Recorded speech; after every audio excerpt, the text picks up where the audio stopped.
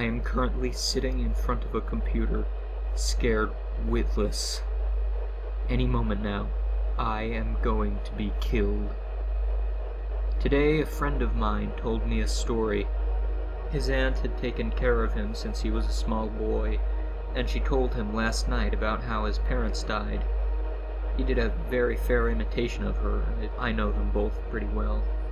They were doing mission work in some nasty little South American country when a man burst into the mission hospital one night, terrified out of his mind.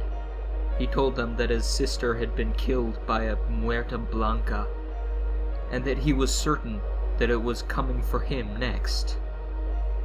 What is a Muerta Blanca? Apparently it was some sort of boogeyman, something like that dumb chupacabra or something. They called it the White Death or the White Girl because it was the soul of someone who hated life so much that they came back in their shrouds to kill those who told of them. The man had been told about the vengeful spirit by his sister hours before her death. It was a girl with dead black eyes that wept bile. The thing moved without ever actually moving its legs, and it stalked its victims back to their homes. Now, if you weren't already aware that this thing was following you, once it got back to your house, it would start knocking on your door. Once for your skin, which she'll use to patch her own decaying flesh. Twice for your muscle, which she'll gnash her teeth on between victims. Thrice for your bones, which she'll use to make knives to pick her teeth and kill her victims. 4 times for your heart, which she'll wear around her neck. 5 times for your teeth, which she'll polish and keep in a box. 6 times for your eyes, which she'll see the faces of your loved ones through. 7 times for your soul, which she'll eat whole. You can never pass while you're in her stomach. She has to repeat this on any mirror or door between you and her. You can try to outrun her, but she's faster than the fastest man. And if you leave your home while she's knocking on your door, she won't be so courteous when she catches up to you.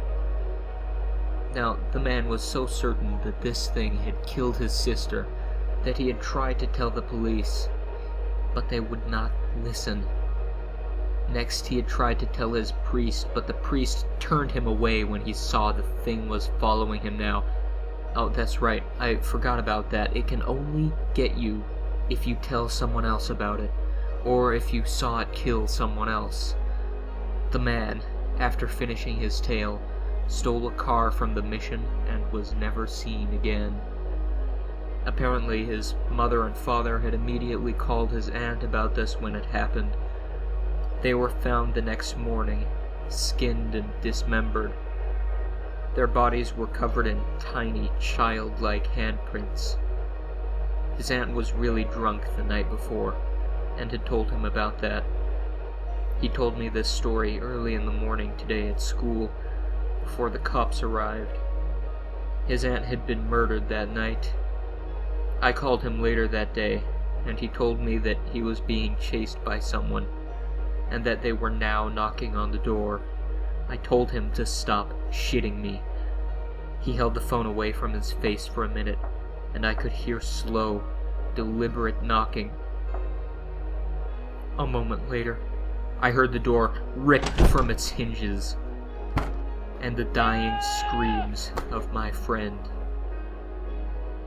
Then a little girl's voice spoke on the line. "Witness!" I hung up. 3 minutes ago, someone started knocking on my door. She has to knock 28 times on my front door, 28 times on the mirror in the hall, and another 28 times on the door to my bedroom. She's doing it slowly. I think she wants to scare me some more, letting me know that my death is just moments away. I will not run. I couldn't get to my car in time anyway. She started knocking on my bedroom door a minute ago. She should be done any moment. Nice knowing you guys. It's been